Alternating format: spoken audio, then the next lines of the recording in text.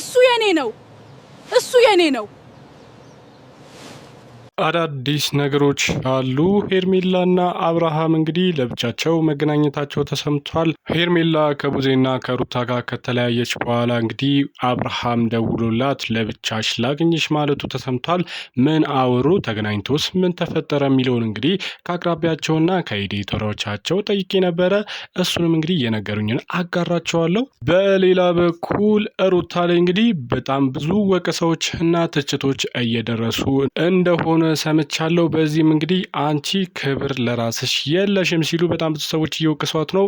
በምን የተነሳ ነው? ለምንስ ነው ይሄ ሁሉ ነገር እየደረሰባት የሚገኘው የሚለውን እንግዲህ አፈላልጌና ጠያይቄ ነበረ። ያገኘሁትን መረጃዎች አሉ። እነሱንም እንግዲህ ማጋራችሁ ይሆናል ማለት ነው።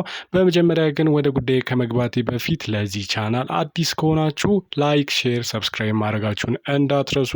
የደውል ምልክቱንም አብሩት። አዳዲስና ትኩስ መረጃዎች ሲደርሱ ተከታትዬ እንዳቀርብላችሁ እናንተም ቶሎ ይደርሳችኋል ማለት ነው። አሁን ወደ ጉዳይ ይገባለሁ። በመጀመሪያም እንግዲህ አብርሃም ለሄርሜላ ደውሎላት ነበረ። በዚህም እንግዲህ እንዳላት ከሆነ ብቻሽን ላገኘሽ እፈልጋለሁ፣ ብቻሽን ስትሆኝ እንግዲህ ደውይልኝና እንደዚህ አይነት ቦታ እንገናኝ ሲል እንግዲህ ብቻዋን አግኝቷት እንደነበረ ሰምቻለሁ። በዚህም እንግዲህ ትላንትና ሩታ፣ ሄርሜላ እንዲሁም ደግሞ ቡዜ ሆነው አብርሃምን ጠርተውት እንግዲህ ሲነጋገሩ ነበረ። በዚህም ሩታ እንግዲህ ምርጫ ምረጥ ለሁላችንም አሳውቀን እኛም ከምንጎዳ አንተም ደግሞ እዛም እዚህም ከምትል አንዷን ይዘህ ለምን ምርጫህን አታሳውቀንም ስትል እንግዲህ እየተናገረች ነበረ። ሩታንም እንግዲህ ቡዜ በጣም ብዙ ነገሮችን ስትላት ነበረ። አንቺ እዚህ ድረስ እንደዚህ አይነት ነገሮችን ለማውራት መምጣት አይጠበቅብሽም። ልጁ እንግዲህ አስቤበትና አቅጄበት እነግርሻለሁ ሲልሽ እንግዲህ የሰማሽው አይመስለኝም ስትላት ነበረ። ነገር ግን እንግዲህ ሩታም ቡዜ ላይ ያላትን ቅሬታ አሰምታለች። ቡዜም እንግዲህ በአብርሃም ጉዳይ ለሩታ እንግዲህ ምንም አይነት ፍቅርም ሆነ ይህን ያህል እንግዲህ ጥሩ ነገር እንደሌላት እንደምታውቅ ሩታ ለቡዜ ስትነግራትና ለእኔ ያለሽን ነገር አውቃለሁ፣ እንደምታይኝም አውቃለሁ፣ እያደረግሽ ያለሽውንም ነገር አውቃለሁ። እሱን ነገር ግን ብትይ ይሻላል። በእኔና በአብርሃም መካከል ለመግባት ባትሞክሪ ጥሩ ነው። አንቺም እንግዲህ እንደ ትልቅ ሰው ነገሮችን ለማስታረቅና ነገሮችን ለመፍታት ብትሞክሪ የተሻለ ነው። ነገር ግን በመሀላችን ባትገቢ ስትል እንግዲህ ቡዜን ስተቻት ተሰምቷል ማለት ነው። በዚህም የተነሳ እንግዲህ ቡዜን መልሷን ስትመልስ ነበረ። እኔ አንቺን ምንም ያደረኩሽ ነገር የለም፣ ግን ከፈለግሽ ደግሞ እኔ ከኤርሜላ ጎን ሆኜ እንግዲህ አብርሃም ከኤርሜላ ጋር እንዲሆንና ከአንቺ ጋር ፈጽሞ እንዳይሆን የማድረግ አቅሙም እንዳላት እንግዲህ ስትናገር ነበረ።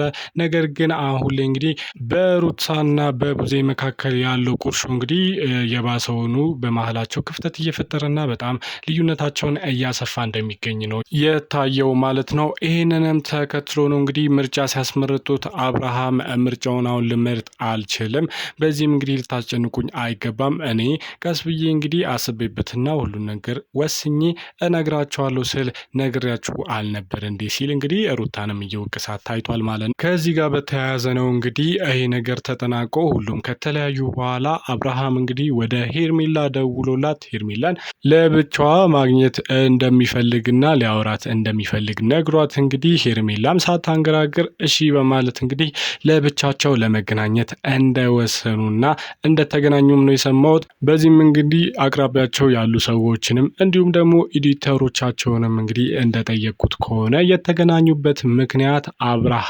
ሄርሜላን ሊያሳምናት እንደፈለገና በዚያም እንግዲህ ሄርሜላም እንግዲህ እሱን ተቀይማ ልክ እንደ ሩታ አይነት ፕሬዠር ወይም ደግሞ ጫና እንዳታሳድርበት በማሰብ እንደሆነና ሄርሜላን ወደ እሱ ሀሳብ ለማምጣትና ወደ እሱ ሳይድ እንግዲህ ለመቀልበስ እንደፈለገ በዚያም እንግዲህ እንደዛም አስቡ እንደሄደ ነው እንግዲህ የተናገሩት ማለት ነው። በዛም እንግዲህ ከተገናኙ በኋላ ያወሩትን እንግዲህ ለማጣራት ሞክሬ ነበረ። እንደተባለውም ከሆነ አብርሃም እንግዲህ ሄርሜላን ሲወቅሳት ነበረ። እንዴት ነው እኔና አንቺ እኮ በጣም ብዙ ጊዜ አሳልፈናል፣ እቺን ጊዜ እንግዲህ ተረጅኝ፣ ትንሽ ጊዜ ከራሴ ጋር ማሳለፍ እፈልጋለሁ ስላልኩሽ አንቺን አልፈልግሽም ማለት ነው ብለሽ እንዴት ታስቢያለሽ? ሲቀጥል ደግሞ እንዴት ነው ከሩታ ጋር መተሽ እኔ ላይ እንግዲህ እንደዚህ አይነት ጫና ለማሳደር የምትሞክሪው? ለእኔ ያለሽ ፍቅር እስከዚህ ነው ወይ? ለእኛ የምትጋደዩ እስከዚህ ነው ወይ? ይሄንን ከአንቺ አልጠብቅም ሲል እንግዲህ ተናግሯታል ማለት ነው። በዚህም እሱ ከእሷ ጋም ከሩታ ጋም መሆን እንዳልወሰንና በዚህም እንግዲህ ገና አሁን ላይ ትንሽ ተረጋግቶ ካሳለፈው ነገር ሁሉ ነፃ ሆኖ እንግዲህ ነገሮችን እንግዲህ በጥሩ ስሜት ለመወሰን እንደፈለገ ነው የተናገረው ማለት ነው። በዚህም ግን ደግሞ ከሁለቱም ጋር ምንም አይነት ጸብ እንደሌለው ሲቀጥል ደግሞ እንግዲህ በተለይ ደግሞ ከሄርሜላ ጋር ምንም አይነት ችግር እንደሌለበት እንደነገራትና አንቺ ጋር ምንም ችግር የለብኝም እኔ ብዙ ነገር በሆንኩበት ሰዓት እንግዲህ ከጎኔ ነበርሽ፣ እሱንም እንግዲህ አረሳም፣ እሱን ደግሞ ታውቂያለሽ፣ ለአንቺ ያለኝንም ክብርና ፍቅርም እንግዲህ ታውቂያለሽ። ለዚህም ነው እንግዲህ እኔ አንቺ እንድትለይ አልፈልግም። ነገር ግን ደግሞ አሁን ላይ ከሁለታችን ምረጥ ብላችሁ ባታስጨንቂኝ ጥሩ ነው። ያኔ እኮ ባለፈው እንግዲህ ሩታን አልፈልግሽም እኔ ከእሷ ጋር ያሳለፍኩት ህይወት እንግዲህ የሚያማርረኝ ህይወት ነው ብዬ ስናገር እኮ አንቺን መምረጤን እንግዲህ የሚያሳውቅ ፍንጭ ነው። ነገር ግን ደግሞ አሁን ላይ ሙሉ ለሙሉ ውሳኔ ላይ አልደረስኩም፣ ትንሽ ማረፍ ፈልጋለሁ እና አንቺም ይሄንን አስበሽ እንግዲህ ከጎኔ እንድትሆኚ ነው የምፈልገው እንጂ እንደዚህ እንድታደርጊ አይደለም ሲል እንግዲህ እሷን ለማሳመን ሲጥር ነበረ። በዚህም የተነሳ እንግዲህ ሄርሜላም እንግዲህ ልጁን አምናውና ተቀብላው ይሄን ነገር እንግዲህ ተስማምታበት አሁን ላይ ጊዜ እንደሚያስፈልገውና ከእሷም እንደማይሸሽ እንግዲህ እርግጠኛ የሆነች እንደሚመስል ነው እንግዲህ የተናገሩት ማለት ነው። እንዳገኘሁት ከሆነ እንግዲህ የሄርሜላን ሀሳብ ሙሉ ለሙሉ አስቀይሯትና በሱ ሳይድ እንድትሆን አድርጎ አሁን ላይ እንግዲህ ሩታን ብቻዋን እንዳስቀሯትና ከዚህ በኋላ ሩታ ውሳኔን ወስን ብላ እንግዲህ ሄርሜላን ለመጥራት እንደማትችል ምክንያቱም ደግሞ ሄርሜላ አሁን ላይ እሱ ውሳኔውን መወሰን አይችልም ብላ ከአብርሃም ጎን እንደምትሆን በቃ እንዳረጋገጠ ነው የተነገረው። በዚህ ጉዳይ ተመልካቾች የእናንተ ሀሳብ ምን ይመስላል? እስኪ ሀሳባችሁን አስቀምጡልኝ።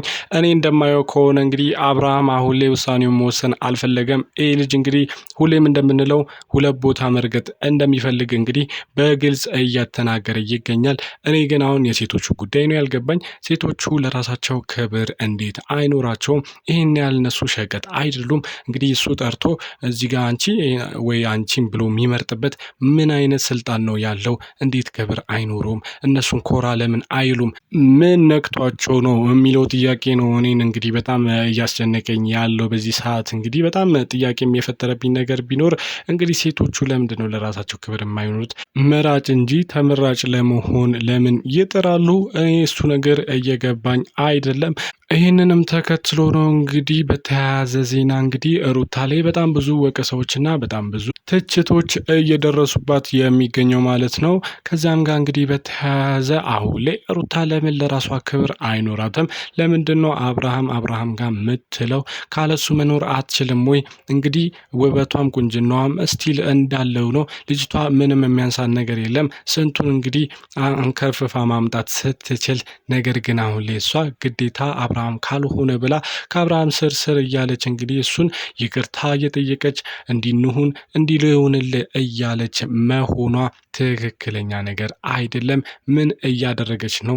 ለምንድን ነው ለራሷ ክብር የማይኖረው? ለምን ለራሷና ለቤተሰቦቿ ክብር አይኖራትም? ለእኛስ ቢሆን ሲሉ እንግዲህ በጣም ብዙ ኦዲየንሶች እንግዲህ እሷን እየተቆጧትና እየተናገሯት ይገኛሉ። ኢቨን እንግዲህ ቤተሰቦቿ ራሱ እየደወሉ እሷን እያስጨነቋት እንደሆነ ሰምቻለሁ። በዚህም ለምንድነው ለራስሽ ክብር የማይኖርሽ? እሱ ከሄደ ይሂድ፣ አንቺ አርፈሽ ልጅሽን ለምን አታሳድጊም? ከዚህ በኋላ እንደውም ሲመጣ ሂድልኝ ውጣልኝ ማለት ነው እንጂ ያለብሽ ምን እያደረግሽ ነው ሲሉ እንግዲህ ቤተሰቦቿ ጭምር እየተቆጧትና እየመከሯት እንደሆነ ነው የተሰማው ማለት ነው። በዚህ ጉዳይም እኔም የምስማማበት ነገር እንግዲህ አሁን ላይ ሩታ ኮራና ቆፍጠን ማለት ነው የሚገባት እንጂ ከሱ ስር እያለች እንግዲህ ነገሮችን ማበላሸትና የራሷን ክብር ዝቅ ማድረግ የለባትም ብዬ ነው ማምነው። በዚህ ጉዳይ እንግዲህ እናንተም ሀሳባኝ ትጋሩኛላችሁ ብዬ አስባለሁ። እስኪ ሀሳብ አስተያየታችሁን ከታች አስቀምጡልኝ። ተመልካቾች እንግዲህ ለዛሬ ያስኩላችሁ አዳዲስና ትኩስ መረጃዎች እነዚህን ይመስሉ ነበረ። በሌላ ጊዜ በሌላ አዳዲስ ነገሮች እስክመለስ ድረስ እስከዚያው እንግዲህ ለዚህ ቻናል አዲስ ከሆናችሁ ላይክ፣ ሼር፣ ሰብስክራይብ ማድረጋችሁን እንዳትረሱ። የደውል ምልክቱንም አብሩት። አዳዲስና ትኩስ መረጃዎች ሲደርሱኝ ተከታትዬ ቶሎ እንዳቀርብላችሁ ቶሎ እንዲደርሳችሁ ማለት ነው። እስከዚያው ሀገራችንን ሰላም ያርግልን። ፒስ ቻው።